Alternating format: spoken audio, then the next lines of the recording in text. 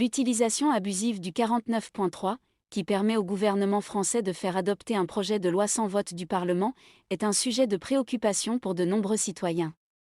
Certains considèrent que l'utilisation excessive de cette procédure est un affront à la démocratie et au principe de représentation politique.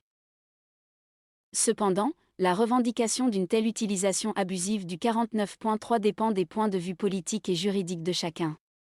D'un côté, certains pourraient argumenter que l'utilisation répétée de cette procédure est une violation des principes démocratiques et qu'il est nécessaire de limiter son utilisation pour protéger l'équilibre des pouvoirs.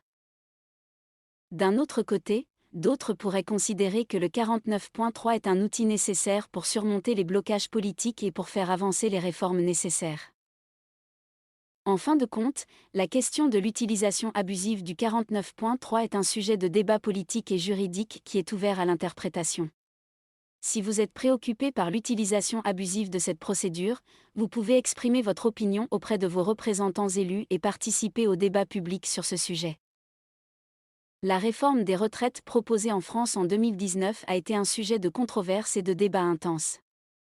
Le gouvernement a utilisé le 49.3 pour faire passer cette réforme en force, ce qui a suscité des critiques de la part de nombreux citoyens et membres de l'opposition politique. L'utilisation du 49.3 pour faire adopter une réforme aussi importante a été considérée par certains comme un affront à la démocratie et au principe de représentation politique. Cela a également suscité des manifestations et des grèves dans tout le pays, avec des travailleurs de différents secteurs qui ont exprimé leur opposition à la réforme proposée. En fin de compte, l'utilisation du 49.3 pour faire passer la réforme des retraites est un exemple de la manière dont les gouvernements peuvent utiliser cette procédure pour contourner l'opposition parlementaire et faire avancer leur projet de loi. Cependant, cela peut également susciter des inquiétudes quant à la représentativité de la démocratie et à la capacité des citoyens à faire entendre leur voix sur les questions importantes qui les concernent.